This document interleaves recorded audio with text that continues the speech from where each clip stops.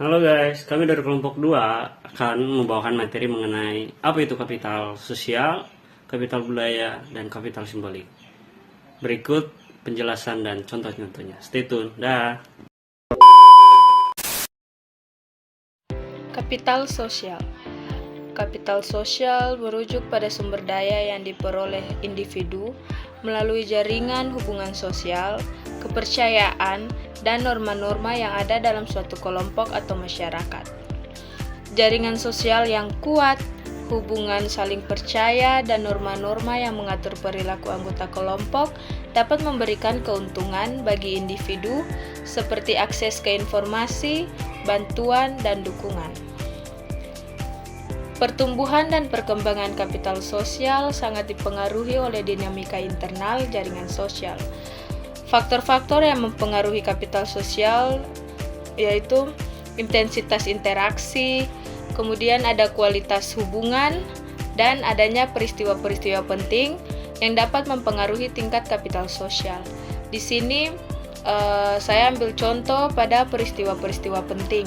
Peristiwa-peristiwa penting yang dimaksud yaitu seperti adanya bencana alam atau musibah seperti kecelakaan. Hal ini tentu akan memperkuat modal sosial seseorang dalam meningkatkan rasa solidaritas terhadap sesama.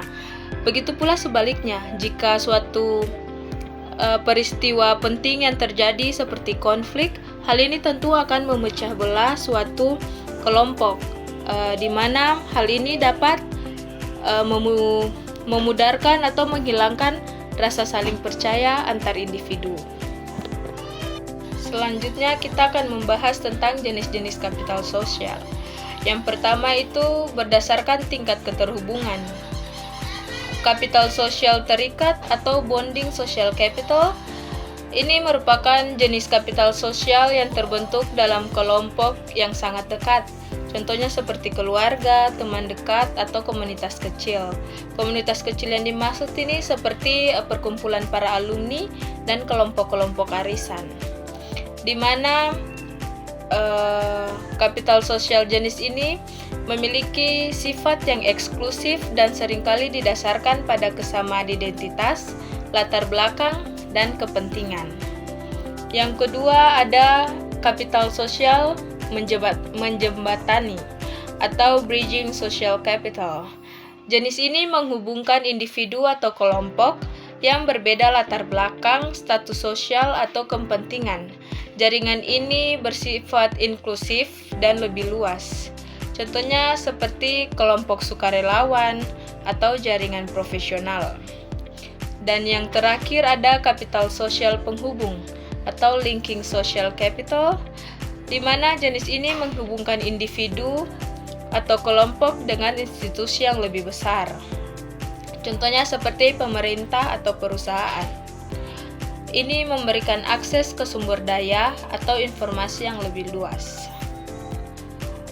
Kemudian, kapital sosial jenis kedua yaitu berdasarkan dimensi. Yang pertama ada kapital sosial struktural, di mana kapital sosial ini berfokus pada aspek objektif dari jaringan sosial, seperti ukuran jaringan, kepadatan, atau tingkat keterhubungan.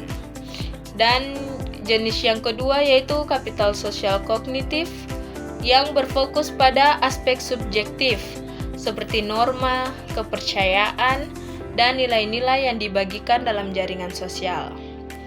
Kemudian jenis yang terakhir, berdasarkan jenis yang terakhir yaitu tingkat formalitas. Di sini kapital sosial terbagi atas dua, yaitu formal dan informal. Kapital sosial formal terbentuk dalam organisasi formal seperti perusahaan, pemerintah, atau sekolah.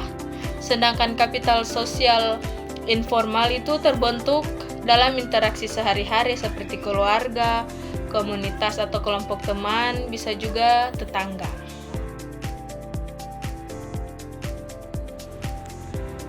Teori kapital budaya.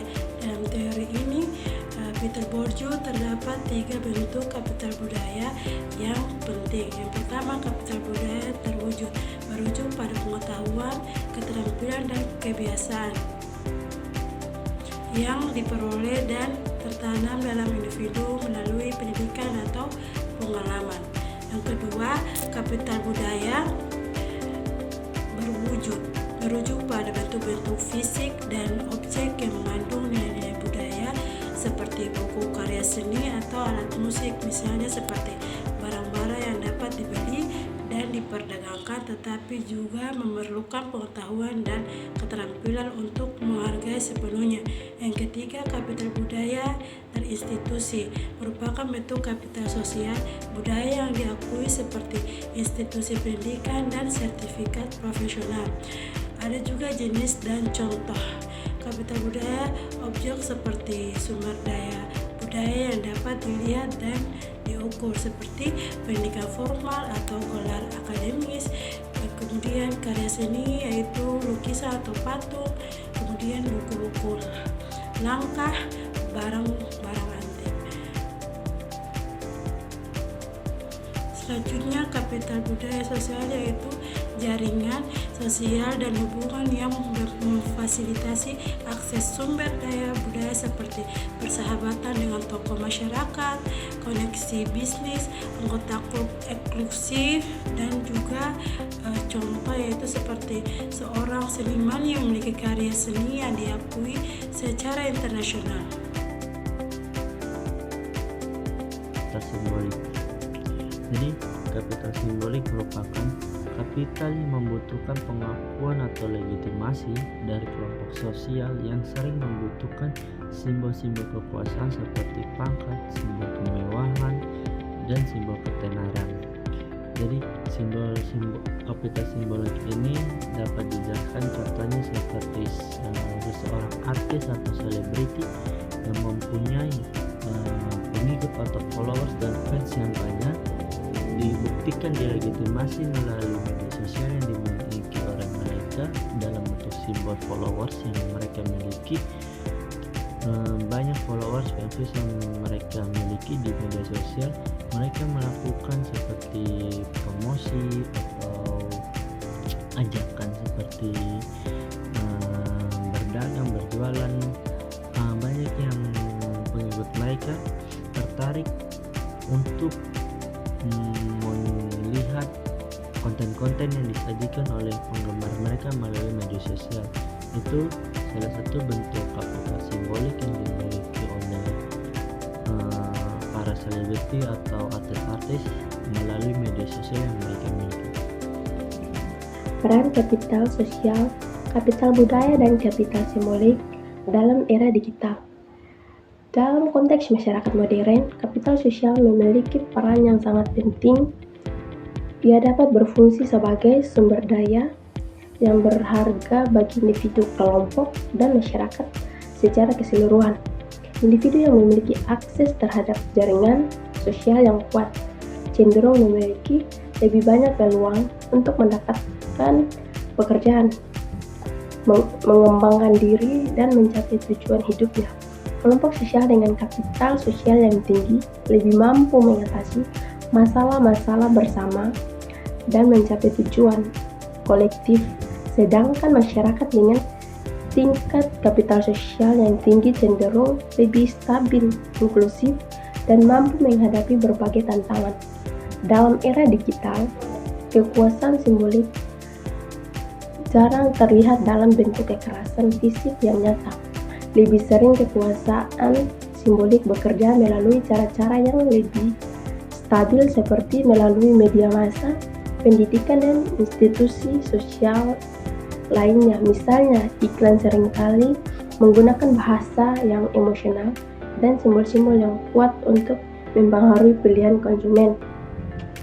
Media sosial sebenarnya bukanlah sekedar teknologi, tetapi merupakan sistem teknologi sosial yang memiliki bentuk teknologi fisik yang memungkinkan dan membatasi tingkat sosial kegiatan manusia dalam menciptakan pengetahuan, penyebar, dan dikonsumsi dengan bantuan perangkat teknologi. Forbes 2013, media sosial telah menjadi wadah reproduksi budaya dalam sebuah kelas sosial, meskipun secara tidak langsung. Mendefinisikan media sosial dalam pandangan Bourdieu 1984, media sosial adalah sebuah bentuk wadah kekuatan sosial dan struktur sosial dibuat melalui reproduksi budaya dalam perubahan sosial untuk melangkahkan dominasi melalui selera. Melalui media sosial, penggunanya melakukan posting sebagai interaksi dengan tujuan untuk berubah melakukan perjuangan dalam dominasi kelas tertentu. Pengguna menggunakan media sosial karena mereka berusaha untuk mencapai tingkat tertentu.